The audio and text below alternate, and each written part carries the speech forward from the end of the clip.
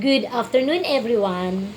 This time, allow me to give thanks to my cousin who sponsored this guitar. Actually, last month, nagmungkahi ako sa kapamilya ko na bilhan naman ako ng ganito, mura lang naman to. Hindi siya nag-react. No reply. So, I thought baliwala lang. So, naglambing ako sa pinsan ko na kung pwede siyang maging sponsor ng guitar na to. Ang sabi naman pinsan ko, walang problema. Antayin ko lang daw.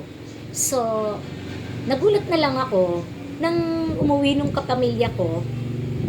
Dala pala niya yung gitara. Gusto lang pala niya akong isurpresa yung gitara niya. Kaya, yun, yung ginamit ko kanina na wood. So, laking tuwa ko nang dumating yon nung Wednesday. Tapos, kinabukasan, Thursday, dumating naman to. So, nagulat ako na ginikas na pala ng pinsan ko, yung address lang ang dito sa akin. Naging dalawa tuloy yung gitara ko. Maraming salamat sa kapamilya ko at sa pinsan ko, naging dalawa yung gitara ko. Kahit pa paano, may reserva ako. Pero ito, hindi masakit masyado sa Yung isa, medyo masakit. Oo. Okay. Allow me to sing the first song that I learned in playing guitar when I was still in high school. Ang kantang I Do, I Do. Ang nagturo sa akin ng kantang yan ay yung pinsan buo ko na si Dean Magno Custodio.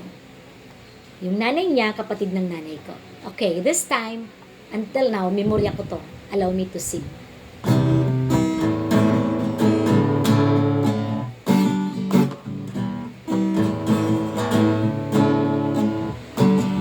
I do,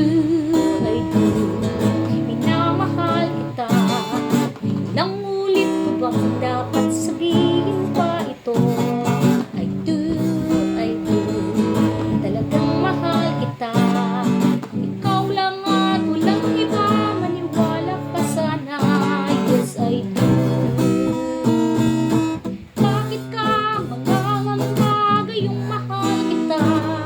Sa buhay ko, ika'y nag-iisa. Umasa kang lagi sa'yo ang puso kong ito. Pag-ibig ko'y hindi magbabago. I do, minamahal kita. Ilang ulit ko pa dapat sabihin pa ito. I do, talagang mahal kita. Ikaw lang at walang iba, maniwala ka sana. Yes, I do, minamahal kita. Yes, I do, talagang mahal kita. Yes, I do. Thank you. Hope you like it.